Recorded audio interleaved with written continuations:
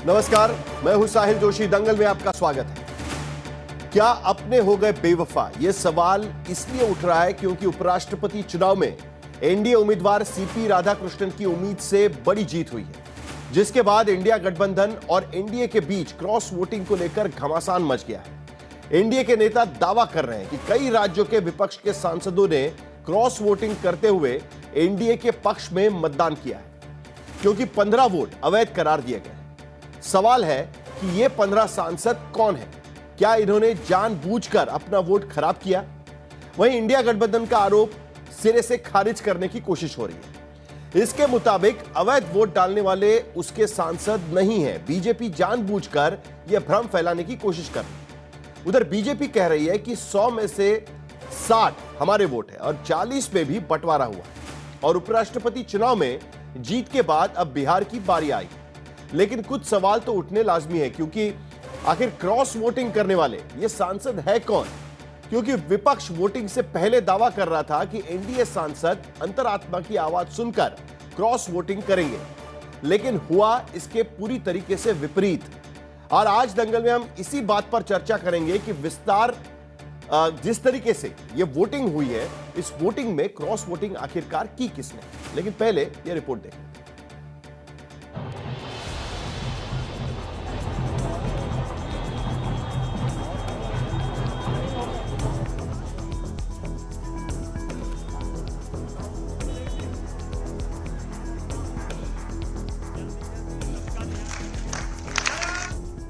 क्या ये आइडियोलॉजी की लड़ाई है? क्योंकि आपके पास तो नंबर है नहीं।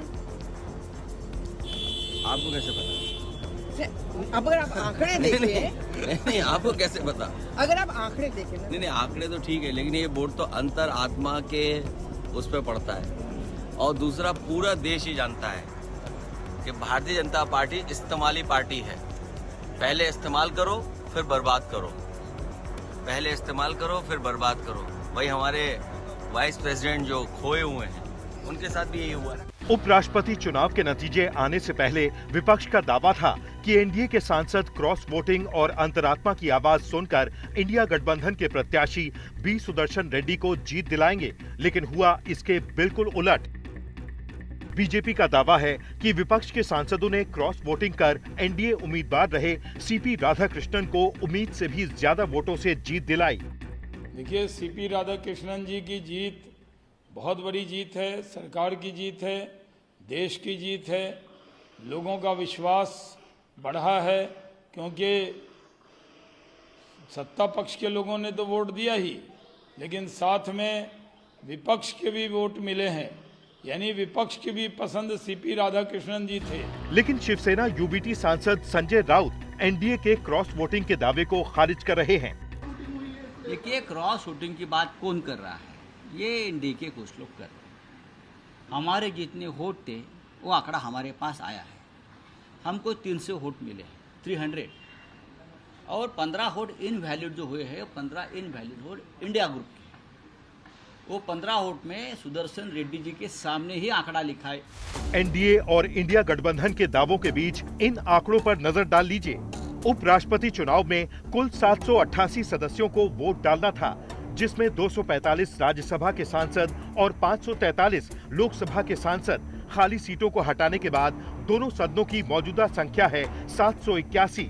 राज्यसभा में 239 और लोकसभा में 542। कल 767 सदस्यों ने कुल वोट डाले, जिसमें 752 वोट वैध रहे और 15 वोट अवैध रहे। इन 752 कुल सांसदों ने 452 वोट एनडीए उम्मीदवार सीपी राधाकृष्णन को दिए, जबकि 300 सदस्यों ने बी सुदर्शन रेड्डी के पक्ष में वोट डाला, जिससे सीपी राधाकृष्णन 152 वोट से चुनाव जीत गए। माननीय प्रधानमंत्री श्री नरेंद्र मोदी जी के काम और नाम और उपराष्ट्रपति के सुयोग्य उम्मीदवार के कारण जो एनडीए ब्लॉक का वोट था, उससे भी अत्यधिक वोट मिला है, जो यह संदेश देता है कि विपक्ष सिर्फ लड़ाई झगड़े के लिए, अनावश्यक कुछ कामों को करने के लिए ही अपनी बुद्धि और अपनी ताकत लगाती है। बताया जा रहा है कि वाईएसआर कांग्रेस का समर्थन मिलने के बाद एनडीए उम्मीदवार के पक्ष में वोटों की गिनती 438 पहुंच रही थी, लेकिन कल जब नतीजा आया तो राधाकृष्णन को 452 वोट मिले, यानी उम्मीद से 14 वोट ज्यादा। सूत्रों से कहा जा रहा है कि एनडीए के 10 वोट निरस्त भी हुए, तो सोचिए 10 वोट निरस्त होने के बाद भी उन्हें उम्मीद से ज्यादा वोट मिले। माना जा रहा है कि इनमें कुछ ऐसे वोट हैं जो न्यूट्रल थे और कुछ विपक्ष के क्रॉस वोट। कांग्रेस का दावा है कि विपक्षी सांसद एकजुट थे, हालांकि कुछ दल संभावित क्रॉस वोटिंग के लिए जांच के दायरे में हैं। कथित तौर पर क्रॉस वोटिंग हुई है तो ये अति संवेदनशील। देखिए, जो एमपीओं का लोकसभा और राज्यसभा में गिनती थी, जीत तो 100% होनी ही थी।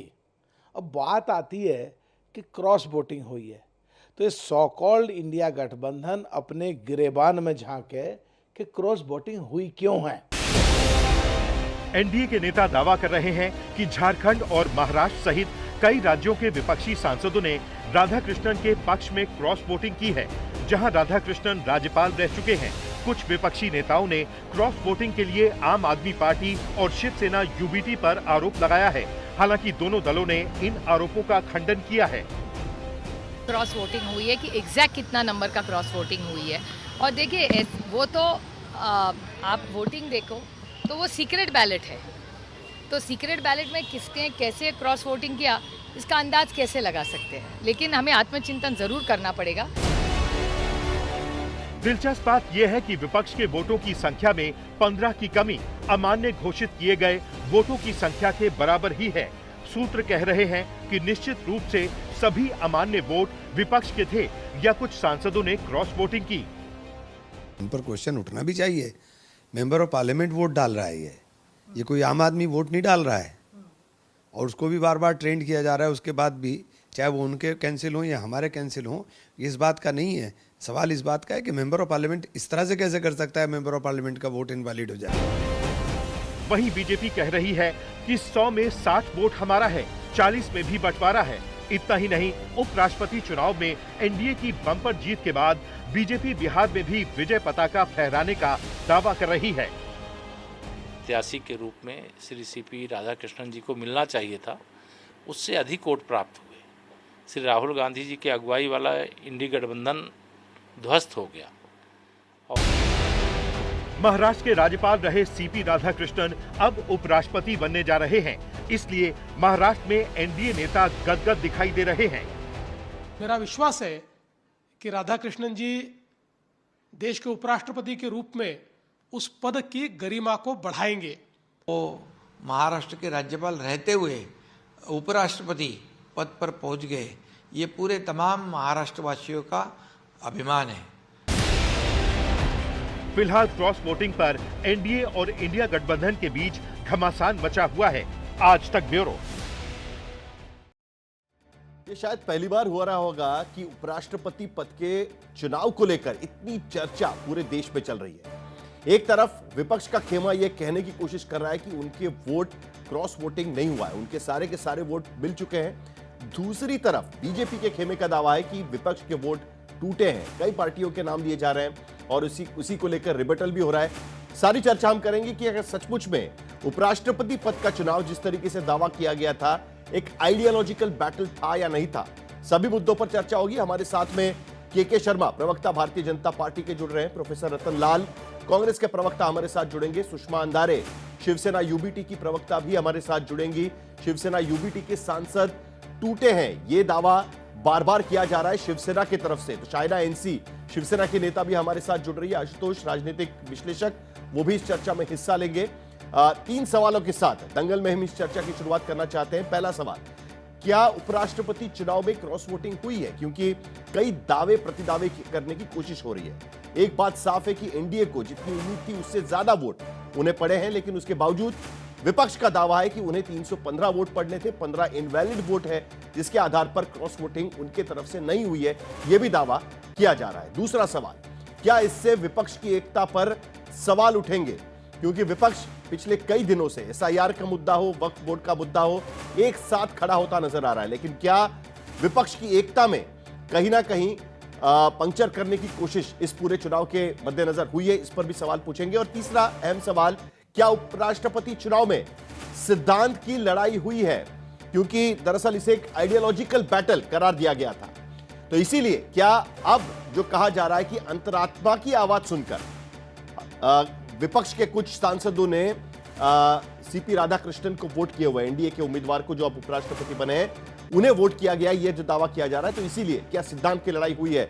इन सारे मुद्दों पर हम चर्चा करेंगे, लेकिन चर्चा शुरू करने के पहले हमारे साथ में हिमांशु मिश्रा, हमारे संवाददाता जुड़े हुए हैं, उनसे कुछ सवाल पूछना लाजमी है, क्योंकि दिल्ली की गलियारों में इसको लेकर काफी चर्चा है। हिमांशु, वोट अगर टूटे हैं, क्रॉस वोटिंग हुआ है, तो किसका क्रॉस वोटिंग हुआ है? विपक्ष तो कह रहा है कि भाई क्रॉस वोटिंग का सवाल ही नहीं उठता, जो 15 इनवैलिड है वो सब हमारे ही वोट है, हमें 315 वोट चाहिए थे, 300 वोट हमारे पास, हमारी झोली में है, 40% वोट हमारे पास है। देखिए, सरकार की तरफ से ये भी कहा गया है साहिल की जो 10 वोट हैं वो एनडीए के इनवैलिड हुए हैं, जो एनडीए के पक्ष में जाने थे। 5 इनवैलिड वोट जो हैं वो इंडिया ब्लॉक और वो वोटर हैं जिनके जो ना एनडीए में थे ना इंडिया ब्लॉक में थे। तो कहीं ना कहीं सरकार की तरफ से दावा है कि Congress, NCP, Sharad Pawar, UBT, RJD, JMM, DMK और आम आदमी पार्टी के जो सांसद हैं उन्होंने क्रॉस वोट किया और लगभग 15 वोट जो हैं वो क्रॉस वोट होकर जो है सीपी राधाकृष्णन के पक्ष में पड़े हैं।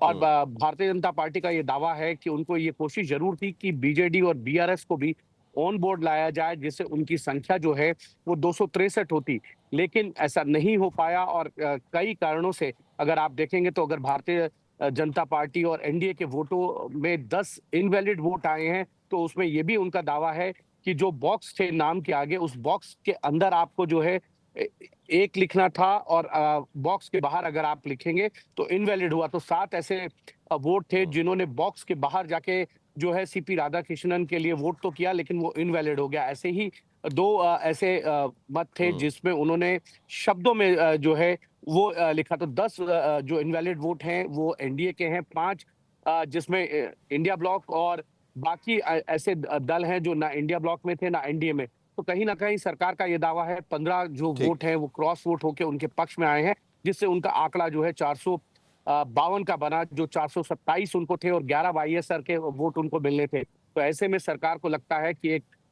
तरीके से देखा जाए तो 24 वोट जो है उनके पक्ष में आए हैं। 24 वोट उनके पक्ष में आए हैं, सरकार का यह बहुत बड़ा दावा है। हमारे साथ में पीके शर्मा जुड़े हुए हैं, बहुत बहुत शुक्रिया। हिमांशु मिश्रा हमें जानकारी दे रहे थे कि किस तरीके से सरकार की तरफ से दावा किया जा रहा है 24 वोटों का क्रॉस वोटिंग हुआ। यह दावा दरअसल सरकार की तरफ से किया जा रहा है। शर्मा जी, क्या इस दावे की पुष्टि किस तरीके से करेंगे? क्योंकि होता तो सीक्रेट वोट है, विपक्ष की तरफ से सवाल यही उठाया जा रहा है कि सीक्रेट वोट में बीजेपी कहां से दावा कर रही है कि क्रॉस वोटिंग हुआ है? देखिए, पहले तो साहिल जी, यह जो उपराष्ट्रपति पद का चुनाव है बहुत महत्वपूर्ण चुनाव था, और इसमें जो भारतीय जनता पार्टी के गठबंधन की जो जीत हुई है वो हमारे प्रधानमंत्री, माननीय श्री प्रधानमंत्री जी की लोकप्रियता और उनकी जो प्रति विश्वास है वो, और हमारी जो है विचारधारा है, ये उसकी जीत है। और जहां तक इसमें क्रॉस वोटिंग का प्रश्न है तो बड़ा स्वाभाविक सा है, इसको लेके कांग्रेस क्यों इतनी परेशान हो रही है? और आंकड़े बता रहे हैं कि क्रॉस वोटिंग नहीं होती, तो हमारी तो आंकड़े 438 के लगभग बनने थे, और वो पहले से स्पष्ट था। आप लोगों ने, बहुत सारी मीडिया के लोगों ने पहले कैलकुलेट करके ही बताया है। और यदि 452 हो रहा है, जो वोट रद्द हो रहे हैं उसकी बात छोड़ दीजिए, लेकिन जो 400 यदि 52 हो रहा है तो स्वाभाविक है कि 14-15 सीटें तो बढ़ी हैं, तो वो तो इन्हीं सांसदों से आएंगी ना, ऊपर आसमान से थोड़ी ना गिरेंगी वहां, और वो तो सब विपक्षी दल से ही आना है। तो इसमें परेशान क्या होना? मनीष तिवारी ने ठीक ही कहा कि आपको आत्ममंथन करना चाहिए। सुप्रिया सुले ने अभी उन्होंने भी स्वीकारा कि आत्ममंथन करना चाहिए कि क्या हो गया। विषय ये है कि आज जो विपक्षी गठबंधन है, सबसे पहली बात तो ये कि ये इनकी सबसे बड़ी खामी है कि ये हार नहीं मानते। ये 2014 के बाद तक आज तक राहुल गांधी स्वीकार नहीं कर पाए, और खासकर गांधी खानदान ने स्वीकार नहीं कर पाया कि हम चुनाव हारते।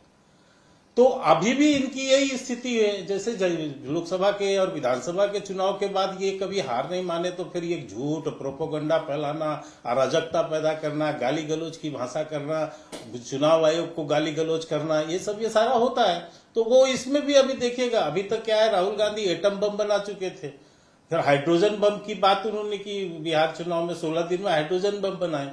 अब एक आध महीने के अंदर फिर घोषणा होगी इस चुनाव के लिए कि नाइट्रोजन बम भी ले आएंगे वो।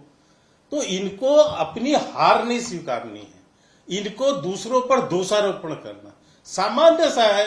आपके ही नेता जयराम रमेश, यदि मैं गलत नहीं हूं तो कल ट्वीट किया उन्होंने कि हमारे 315 वोट थे, सारे वोट पड़े हैं।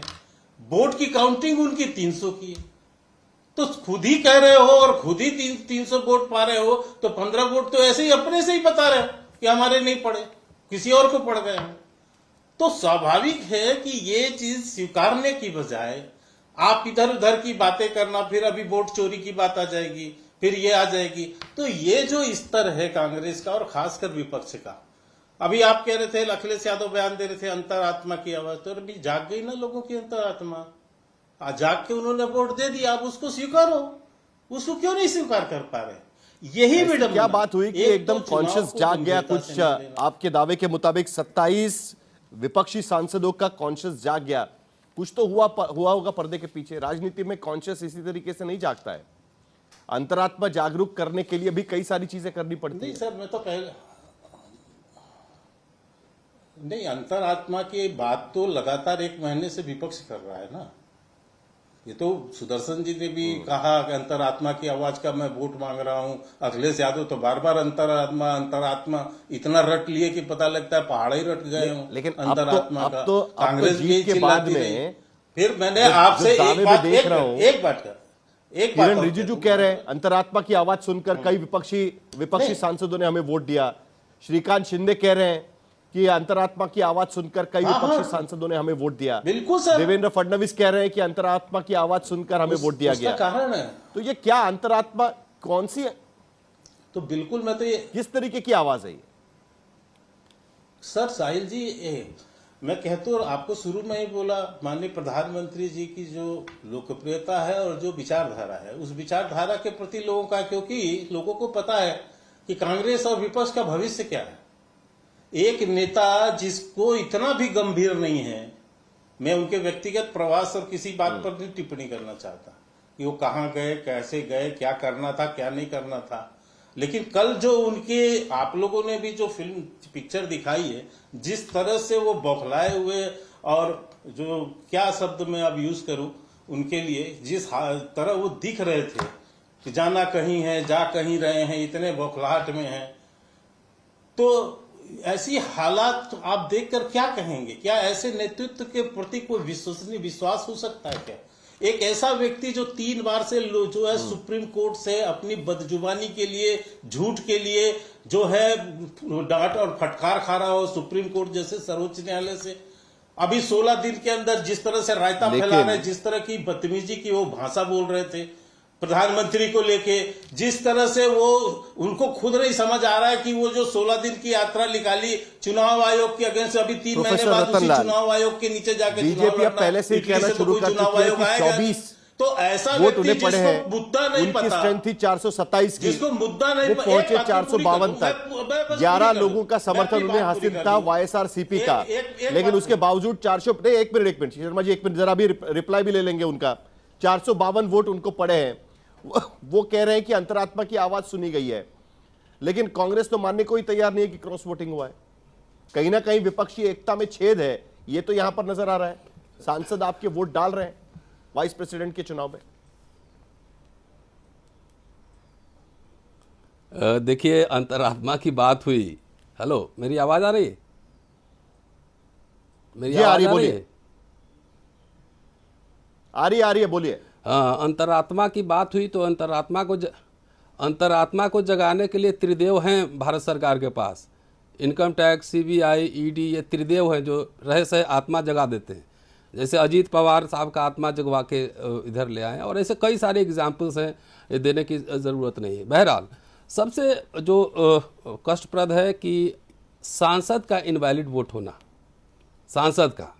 मतलब इससे एक जो कैंडिडेट का सिलेक्शन है उस पर भी एक तरह से सवाल खड़ा होता है। बहरहाल जो एनडीए के उम्मीदवार हैं वो अब तो कह रहे थे साहब कि बीजेपी के प्रवक्ता महोदय शर्मा जी की ये मोदी साहब का करिश्मा है और एनडीए के कैंडिडेट हैं, लेकिन मैं समझता हूं कि एनडीए के कैंडिडेट नहीं, आरएसएस के कैंडिडेट हैं और वो चुनाव लड़े हैं उपराष्ट्रपति के। आरएसएस जो भारत में आरएसएस कहती है और दुनिया में कहती है हिंदू स्वयंसेवक संघ, और ये भी कहती है कि भाई हम तो सांस्कृतिक संगठन हैं। अब तो आरएसएस को खुल के कहना चाहिए कि हम राजनीतिक संगठन हैं, राजनीतिक संगठन हैं और उनके पीछे तमाम तरह के लोग हैं। तो ये सीधा खुल के राजनीति कर रही है। और देख लीजिए जिस तरीके से पूरा इंस्टीट्यूशन सब कुछ पे कब्जा है। अब चुनाव आयोग तक वोट चोरी की बात हुई तो सारे फैक्ट आ चुके हैं, सबके सामने आ चुके हैं कि वोट इलेक्शन कमीशन क्या जवाब दे रहा है, नहीं दे रहा है, सबके सामने है। और वोट चोरी की सरकार ही है। अगर पिछले लोकसभा चुनाव में जिस तरह 79 सीट्स का पूरा हेरा फेरी का आंकड़ा दिया गया, उसका आज तक इलेक्शन कमीशन ने कोई जवाब नहीं दिया। तो वोट चोरी मुद्दा है ही। और इस बार देख लीजिए बांग्लादेश का एग्जाम्पल सामने ही, अभी अब हमारे आसपास क्या हो रहा है आप देख ही रहे हैं देश दुनिया में। तो इसलिए वोट चोरी का मसला है। अब क्रॉस वोटिंग हुई, किसका वोट किधर गया ये तो ना आप स्टूडियो में बैठ के बता सकते हैं ना हम बता सकते हैं, लेकिन अगर हुई भी होगी तो एक तरीके से ये त्रिदेव इनके पास जो है, त्रिदेव का भी इस्तेमाल बकायदा होता है। और 9वीं क्लास का बच्चा भी बता देगा तो दिख ही रहा है ना किस तरह से इनकम टैक्स, जो अधिकृत 9वीं का बच्चा हम एनडीए का देख सकते हैं वो 427 का है। 11 वाईएसआरसीपी के सांसदों ने उन्हें समर्थन किया था, पहुंच जाते हैं 438 और उसके बाद 452 वोट पड़ना, 15 वोट इनवैलिड होना। और दूसरे आश्चर्य की बात यह है कि सांसदों का इनवैलिड वोट कोई नया फेनोमेना तो है नहीं।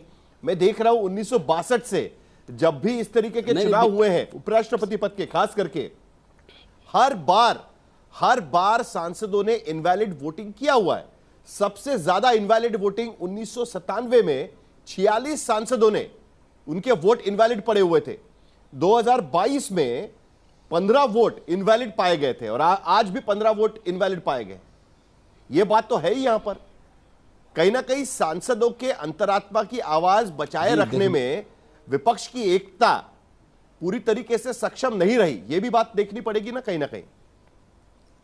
नहीं, ये अंतरात्मा ये देखिए, आंध्र प्रदेश में सत्ता पक्ष भी इनके साथ है और विपक्ष भी इनके साथ है।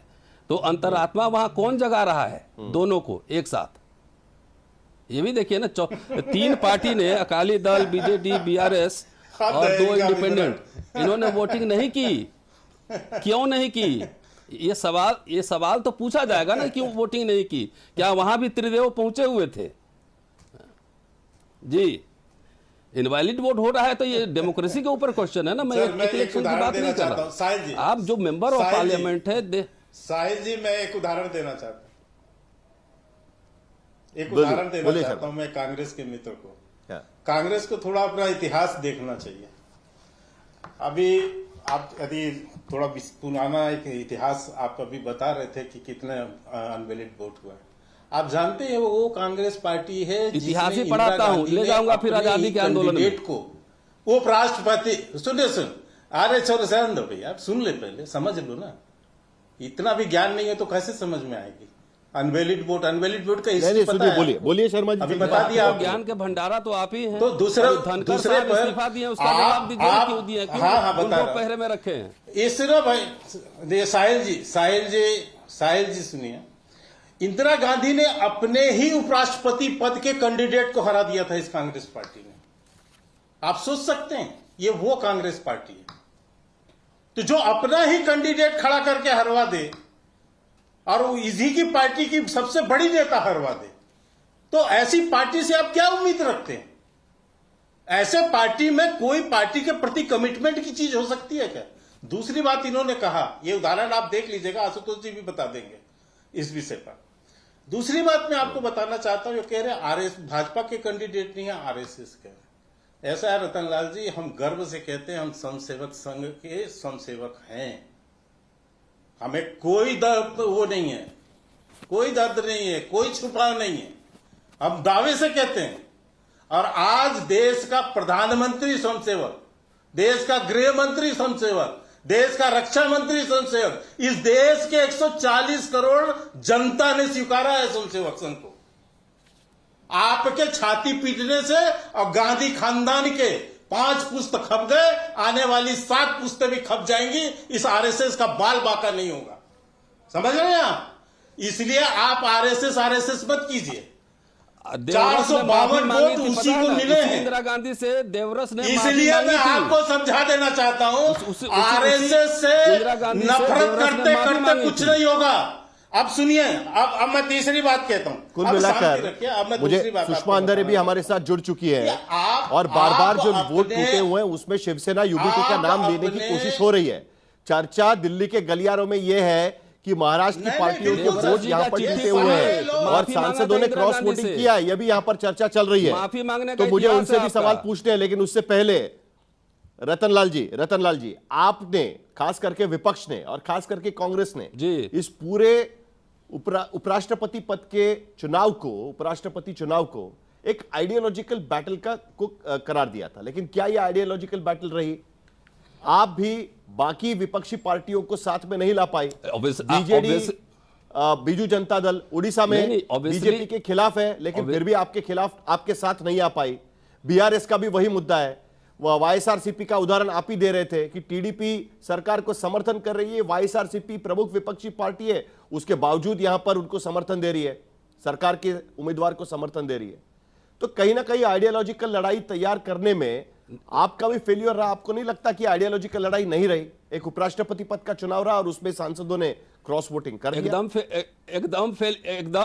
नहीं, सुनिए गौरव, एकदम फेलियर नहीं है। ये तो कह रहे थे कांग्रेस मुक्त भारत बनाएंगे, यही कह रहे थे ना कि कांग्रेस मुक्त भारत बनाएंगे। 300 सांसद चट्टानी एकता के साथ खड़े हैं, 300। और बाकी जो आपने नाम लिया उड़ीसा का और वहां का, मैंने पहले ही कह दिया कि त्रिदेव लोग जो हैं, इनकम टैक्स और सीबीआई और ईडी, ये त्रिदेव भी चुनाव में काम करते हैं। नहीं तो सिटिंग चीफ मिनिस्टर को पकड़ के आपने जेल में डाल दिया, आप उनका दोष प्रूव कर पाए? ऐसे अधिकारियों के खिलाफ तो एक्शन होना चाहिए। देखिए ऐसा है, आरएसएस में बहुत गर्व कर रहे थे ना, आरएसएस कहे ना कि हम पॉलिटिकल संगठन है। आप 5 स्टार रिजॉर्ट जो होटल्स बना रहे हैं नागपुर से लेकर झंडेवालान तक, उसका हिसाब किताब भी सरकार बदलने दीजिए ना, वो भी पूछा जाएगा। उसका हिसाब किताब कहाँ है? चुपचाप कहेंगे सरकार बदलेगी तो हम सांस्कृतिक संगठन है। अरे मेंबरशिप कहाँ है, कहाँ रजिस्टर है? हर जगह स्लीपर सेल की तरह घुसा देते हैं। तो रतनलाल जी, आप ये चुनाव लड़ क्यों रहे थे? कि हम राजनीतिक संगठन, हम तो देख ही रहे थे कि यहाँ पर एनडीए के पास बहुमत है, एनडीए के पास रिक्वायर्ड नंबर्स है। 392 जो सांसदों की जरूरत है वो एनडीए के पास है। उसके बावजूद विपक्ष ने कहा कि हम चुनाव लड़ेंगे। विनोबा भावे को चिट्ठी लिख रहे थे।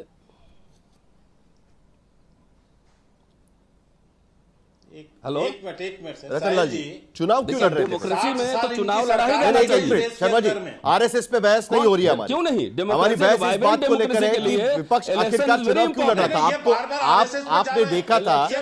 आपने देखा था कि नंबर्स किस तरीके से है। कांग्रेस, रतनलाल जी, चुनाव आखिरकार विपक्ष क्यों लड़ रहा था? फिर भी विपक्षी दलों ने मजबूती से कारण बताइए। देखिए हम जानते हैं, अरे साहब सुनिए, आप कहते हैं कि भारत दुनिया की सबसे बड़ी लोकशाही है, तो लोकशाही में बगैर चुनाव लड़े हुए आपको फ्री में छोड़ दिया जाए? ये तानाशाही थोड़ी है। चुनाव लड़ेंगे, जीतेंगे चाहे हारेंगे। इस बार आइए बिहार विधानसभा चुनाव में आपके वोट चोरी के खिलाफ जो आंदोलन चला है ना, जो बांग्लादेश में जैसे हुआ था, जो चोरी हेरा फेरी, इलेक्शन कमीशन भी चुनाव लड़ता है, इलेक्शन कमीशन भी लड़ता है चुनाव। कोई जीतेगा, हम जीत गए, आप स्वीकार तो कर लिया भाई, आप जीत गए, आपको बधाई दे दी हमने। नहीं, बधाई दे दी भाई। अरे राधा कृष्ण साहब बधाई दे दी। चलिए चर्चा आगे बढ़ाएंगे। सुषमा अंधारे, शिवसेना की तरफ से दावा किया जा रहा है कि शिवसेना यूबीटी के सांसदों ने क्रॉस वोटिंग किया हुआ है। आपकी पार्टी की इसको लेकर क्या भूमिका है? सुबह संजय राउत कह रहे थे कि कोई भी आपका वोट नहीं टूटा है। विपक्षी सांसद कह रहे हैं कि हमारा वोट नहीं टूटा है। 15 वोट जो है वो क्रॉस वोटिंग नहीं हुआ है तो वो इनवैलिड हो सकते हैं। आपकी पार्टी की क्या भूमिका है इसको लेकर? साहिल भाई, मैं मेरी पार्टी की भूमिका रखने के लिए बिल्कुल यहाँ पर तत्पर हूँ, किंतु थोड़ी देर से शामिल हुई हूँ आप सभी के साथ। तो अभी जो बीजेपी के प्रवक्ता महोदय बात कर रहे थे तो उनको थोड़ा जवाब देना ज़रूरी है। जिस तरह की दरपोक्ति वो कर रहे थे और वो कह रहे थे कि हम पीढ़ियाँ खपा देंगे, तुम्हारी 7 पुश्ते भी अगर हम खपा सकते हैं खपाएंगे वगैरह वगैरह, तो ये जो दरपोक्ति है ये दरपोक्ति नहीं, ये असल में सत्ता की गर्मी है। ये सत्ता की गर्मी जो शर्मा साहब के शब्दों से झलक रही है, तो उन्हें हम ज़रा याद दिला दें कि सत्ता किसी के लिए भी अमर पट्टा नहीं है। सत्ता कभी भी पलट सकती है, तख्त कभी भी पलट सकता है। दूसरी बात जो उन्होंने कही कि इंदिरा जी वह के बारे में जो टिप्पणी कर रहे थे, तो मैं तो बहुत छोटी हूँ आयु में, तो इतना तो मुझे इंदिरा जी के तब क्या हुआ था वो पता नहीं, लेकिन आज की तारीख का ज़रा मैं शर्मा जी को बता दूँ। हमारे महाराष्ट्र में और बीजेपी के बड़े वरिष्ठ नेता नितिन गडकरी साहब, इनको हराने की कोशिश किसने की, यह ज़रा बीजेपी के अपने लोगों से ज़रा वो सलाह मशवरा करके ज़रा समझ ले कि गडकरी साहब को हराने की कोशिश किसने की। भीड़ में पंकजा मुंडे, अभी सुन लीजिए शर्मा जी, आपका बहुत सुन लिया, अभी सुन लीजिए शर्मा जी, अभी सुन लीजिए शर्मा जी, अब आपको सुनना पड़ेगा शर्मा जी, अब आपको सुनना पड़ेगा। अभी दादागिरी नहीं चलेगी, अभी दादागिरी मत कीजिए, दादागिरी मत कीजिए, अभी सुनिए, अभी दादागिरी मत कीजिए, फिर उनका दावा कुछ और हो जाएगा आज की स्थिति में। अरे मैं बिल्कुल सुषमा जी मेरी बात पूरी करने दीजिए, मुझे मेरी बात पूरी करने दीजिए। भीड़ के नहीं शर्मा जी, एक मिनट सुषमा जी पहले इस बात का तो जवाब दे दीजिएगा जो मैंने पूछा है।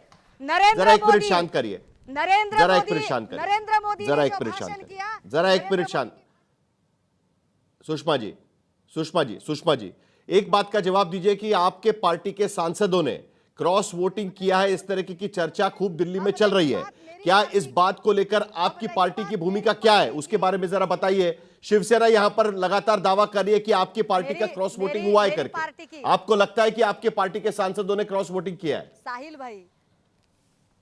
साहिल भाई एकनाथ शिंदे के लोग क्या कहते हैं इससे मुझे कोई फर्क नहीं पड़ता। शिंदे के लोग अपनी जरा सोचे, उनके लोगों पर बीजेपी कैसे एसआईटी बिठा रही है और रेड करा रही है, वो उसके बारे में सोचे, उस पर मुझे बात नहीं करनी। लेकिन मैं अपनी बात कहूं कि बीजेपी जो दावे कर रही है उन दावों में ना कोई दम है ना कोई सच्चाई है। महाराष्ट्र से शरद चंद्र पवार साहब की पार्टी हो या मेरी पार्टी हो या यहाँ से कांग्रेस के हमारे सांसद हो, एक भी वोट कहीं भी नहीं गया है, हम पूरे दावे के साथ कह सकते हैं। और हमारे लिए ये गर्व की बात है कि पिछले इलेक्शन में, उपराष्ट्रपति पद के पिछले इलेक्शन में, जहां विपक्षी लोगों का जो वोट प्रतिशत था वह 26% था, वह अब 46% हो गया है। यह मेरे लिए बड़ी गर्व की बात है। 300 हमारे सांसद डटकर खड़े रहे, ये गर्व की बात है। रही बात 15 वोटों की, तो वह इनवैलिड वोट है, वो वोट क्रॉस वोट नहीं है। लेकिन बीजेपी को अगर बड़ी खुमखुमी है 7 वोट एक्स्ट्रा कहां से आ गए? पंकजा मुंडे को हराने वाले, एनडीए के पास 7 वोट एक्स्ट्रा कहां से आ गए? कराने वाले कल एकनाथ शिंदे कह रहे थे कि श्रीकांत शिंदे ये प्रतिनिधि बनकर वहां पर बैठे हुए थे, वोटिंग के लिए प्रतिनिधि बनकर बैठे हुए थे कैंडिडेट के। 7 वोट एक्स्ट्रा कहां से आ गए? तो जरा उसका भी जवाब देते हैं। तो मैं उसका भी जरा जवाब देती हूँ। एकनाथ शिंदे के पास अचानक से 40 एमएलए कहां से आ गए? तो बीजेपी ने 50-50 खोखा देकर जिन लोगों को गुवाहाटी भेजा था, वहीं से तो 40 एमएलए पहले आए थे। पहले था कुछ गमले में, फिर आ गया, एकदम से नहीं आया कहीं से। बीजेपी के पास जो रतनलाल जी ने जो कहा कि त्रिदेव बैठे जो लोग हैं, आपके दावे पर इलेक्शन कमीशन, शिवसेना यूबीटी की प्रवक्ता कह रही है कि इसके पीछे कुछ दाल में काला है। यह अंतरात्मा की आवाज नहीं है, ये किसी और आत्मा की आवाज है। शाइना जी देखिए साहिल जी, ये बार बार बोलना अरे 50 खोखा, अभी आप आगे तो चल लीजिए, ये समझ लीजिए कि 452 वोट मिला है, तो ये जो ज्यादा यानी कि 50 खोखे आप मानती है? फॉल्स नैरेटिव आप कब तक फैलाएंगे? आप मानती है कि 50 खोखा हमारे नेता श्रीकांत शिंदे जी ने बिल्कुल सही कहा कि अंतरात्मा की आवाज जो लोगों ने सुना, उन्होंने मोदी जी की स्वीकारता के साथ राधाकृष्ण जी को दिया है, और ये महाराष्ट्र के लिए गर्व की बात है। एकनाथ शिंदे जी, देवेंद्र फडणवीस जी, सभी ने कहा। महाराष्ट्र के राज्यपाल जब इस स्पर्धा में उठे तो लोगों ने क्या फॉल्स नैरेटिव स्प्रेड किया कि साउथ वर्सेस साउथ। वो भी नहीं चला आपका। अभी मैंने हाल ही में सुना कांग्रेस के जो नेता यहाँ बैठे हैं साहिल जी, उन्होंने कहां से कहां ईडी सीबीआई को ला रहे हैं वाइस प्रेसिडेंट के इलेक्शन में। मुझे बोलिए कि क्या लेना देना सीक्रेट बैलेट में। वहां आप दूसरे तरफ कोई बोल रहा है कि राष्ट्रीय स्वयंसेवक संघ से जुटे हैं इसलिए वो जीते। अरे वो 16 साल से संघ के लिए काम कर रहे हैं, अच्छे सोच विचार के साथ पूरे देश में। भारतीय जनसंघ में 1974 में वो एक क्या आप कंफर्म करेगी कि क्या शिवसेना यूबीटी से आपके सांसदों ने, शिवसेना यूबीटी के सांसदों ने वोट डाला है? आपने कहा कि सीक्रेट बैलेट है। अगर सीक्रेट बैलेट है तो आपको कैसे पता कि शिवसेना यूबीटी के सांसदों ने क्रॉस वोटिंग किया हुआ है? आपका कोई संपर्क है उनसे? मैंने बोला कोई दावा है शिवसेना की तरफ से? देखिए, वोट तो कहीं से आया है या नहीं साहिल जी? वोट तो आया है कोई पार्टी से ही, बल्कि सुप्रिया सूले ने भी स्वयं आज आपके चैनल पे क्या कहा कि हमें इंट्रोस्पेक्शन की आवश्यकता है कि कहां से ये वोट इतनी भारी संख्या में मिली। तो इससे एक चीज स्पष्ट है कि बहुत सारे लोग हैं विपक्ष में, बहुत सारे लोग हैं महाविनाश अघाड़ी या महाविकास अघाड़ी, जो भी आप राजनीति में जब अंतरात्मा की आवाज की बात की जाती है तब क्या उसका मतलब वही निकाला जाए जो मतलब हम बिना कहे निकालने की कोशिश कर रहे हैं? और इससे पहले सरकारें बचाने के लिए, आपको जेएमएम कांड तो याद ही होगा, सरकारें बचाने के लिए जिसका इस्तेमाल किया जाता था, क्या अब उसका इस्तेमाल उपराष्ट्रपति पद के उम्मीदवार चुनाव में भी होने लगा है?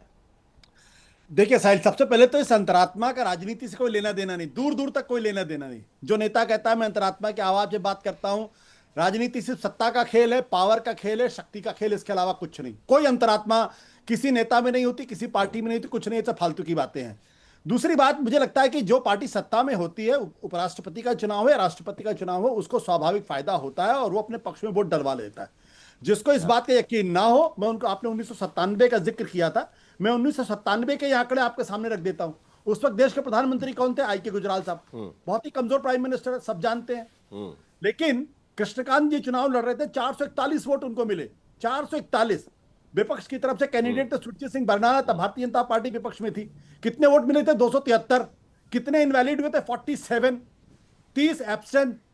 उसके बाद चुनाव हो गया, क्या हो गया? भारतीय जनता पार्टी सत्ता में आ गई।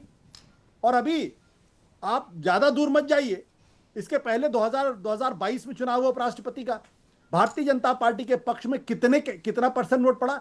74.37%। 2024 में चुनाव हुआ, क्या हुआ? सबको मालूम है। तो आज की तारीख में अगर मुझे विश्लेषण करना हो तो मैं तो ये कहूंगा कि अब मैं एक बात बता दूं, मैंने सीपी राधाकृष्णन जी की बहुत तारीफ की है, मैंने कहा कि बहुत अच्छे आदमी है और कम से कम धनखड़ जैसे नहीं है।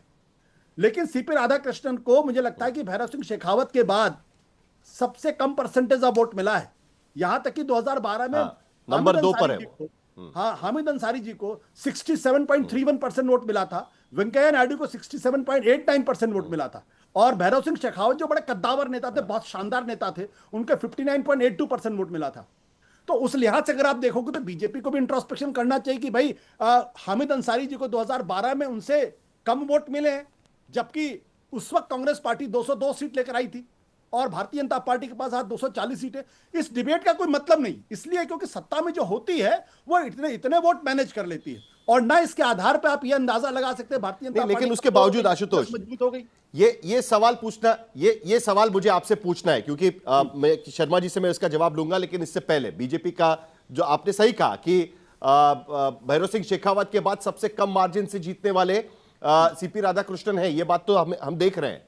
लेकिन उसके बावजूद जिस तरीके से इस पूरी लड़ाई को आइडियोलॉजिकल बैटल का नाम दिया गया था, इस आइडियोलॉजिकल बैटल के नाम पर कहीं ना कहीं वो पार्टियां कि जो आज की स्थिति में बीजेपी के खिलाफ चुनाव लड़ रही है, उड़ीसा में बीजू जनता दल बीजेपी के खिलाफ खड़ी है, बीजू जनता दल को हटाकर वहां पर बीजेपी की सत्ता आई हुई है, टीडीपी जो सरकार में शामिल है, लेकिन उसके बावजूद वाईएसआरसीपी बीजेपी के साथ चली जाती है, बीआरएस आज की स्थिति में बीजेपी के खिलाफ लड़ने की कोशिश कर रही है, शिरोमणि अकाली दल जो एनडीए से बाहर निकल चुकी है। ये सभी पार्टियों ने चुनाव से दूर रहना पसंद किया या बीजेपी के पक्ष में वोट डालना पसंद किया, लेकिन विपक्ष के साथ नहीं गए। यह बात भी क्या कहती है? इसका भी एनालिसिस कहीं ना कहीं होना चाहिए। बिल्कुल बिल्कुल साहिल, जो आपने कहा इसका भी एनालिसिस होना चाहिए था, लेकिन इसमें दो चीज बड़ी महत्वपूर्ण है। वो एक महत्वपूर्ण यह है कि बीजेडी तो ट्रेडिशनली बीजेपी के साथ थी 2009 तक, और जब जब जरूरत पड़ी केंद्र के अंदर भारतीय जनता पार्टी को, और तब तक नवीन पटनायक ने मदद की। और अकाली दल तो कम से कम 30-40 साल से बीजेपी के साथ थी। आज बीजेपी के साथ अकाली दल क्यों नहीं, जबकि 2022 में अकाली दल ने जगदीप धनखड़ के पक्ष में वोट दिया था, बीजू जनता दल ने जगदीप धनखड़ जी के साथ वोट किया था। आज क्यों नहीं सवाल? इसलिए नहीं सवाल है क्योंकि आज उड़ीसा के अंदर भारतीय जनता पार्टी सत्ता में है और बीजू जनता दल विपक्ष में है। अगर बीजू जनता दल बीजेपी के साथ जाती हुई दिखाई पड़ेगी तो उनकी पार्टी टूट जाएगी, उनकी राजनीति खत्म हो जाएगी। तो हर पॉलिटिकल पार्टी को, हर पॉलिटिकल नेता को अपनी राजनीति को देखकर फैसले करने पड़ते हैं। इसलिए मैं कहता हूं इसको बहुत ज्यादा रीड करने की जरूरत नहीं है। अब किसी को नहीं मालूम है, क्योंकि सीक्रेट बैलेट है, किसी को नहीं मालूम है किस पार्टी के किस नेता ने किसको वोट दिया। क्या कोई गारंटी के साथ कह सकता है? लेकिन मैं एक चीज मैं कहना चाहूंगा, और वो ये है कि इस चुनाव में कम से कम जो शालीनता मुझे दिखाई पड़ी, मैं कहता हूं this is the return of the all good man in Indian politics. कि चाहे वो बी सुदर्शन रेड्डी साहब हो, चाहे वो सीपी राधाकृष्णन साहब हो, बहुत ही गरिमा के साथ इन दोनों कैंडिडेट से चुनाव लड़ा। एक दूसरे के ऊपर किसी तरीके की गंदी भाषा का इस्तेमाल नहीं किया जो अमूमन टीवी डिबेट्स में होता है, और ना ही एक दूसरे के ऊपर कोई बात की उन्होंने। अगर राजनीति ऐसी हो जाए तो आपकी डिबेट भी बहुत अच्छी हो जाएगी, कोई एक दूसरे गाली नहीं देगा। नहीं, उम्मीद तो यही रहेगी कि राज्यसभा में जिस तरीके से धनखड़ जब उपराष्ट्रपति थे और चेयरमैन थे राज्यसभा के, उस वक्त जब हमने देखा कि विपक्ष बनाम धनखड़ ये जो लड़ाई देख रहे थे, कम से कम उस तरीके की लड़ाई इस बार देखने नहीं मिलेगी। ये तो उम्मीद हम ये रख ही सकते हैं। आशुतोष, शाइना इनसे जल्दी से आप कुछ कहना चाह रही थी, खत्म करें, उसके बाद मैं सिर्फ कहना चाहती हूं कि आपने सवाल पूछा साइना जी से 5 सेकंड दे दीजिए। साइना जी 5 सेकंड देखिए, साइना जी 1 सेकंड, आशुतोष खत्म कर रहे हैं। वेंकैया नायडू जी भारतीय जनता पार्टी में थे, लेकिन क्या वेंकैया नायडू जी के कंडक्ट पे किसी को आपत्ति थी क्या? वो बहुत वरिष्ठ नेता थे, भारतीय जनता पार्टी के अध्यक्ष थे, और विपक्ष भी उनकी तारीफ करता था। भैरव सिंह शेखावत की विपक्ष तारीफ करता था, लेकिन क्या कारण है कि धनखड़ की कोई तारीफ नहीं करता और उनके खिलाफ इम्पीचमेंट आता है? अगर आज तो बीजेपी भी तारीफ नहीं करी है धनखड़ की। ये भारत की संसद की गरिमा वापस लौटनी चाहिए, मुझे ये उम्मीद है। नहीं, ये बहस बदल रही है। मैं सिर्फ एक चीज कहना चाहती हूँ साहिल जी, देखिए वोट तो बड़े हैं, तो वोट कहीं से तो आए हैं, कौन से दल से वोट तो बड़े हैं, कहीं से तो आए हैं, तो कौन से दल से आएंगे?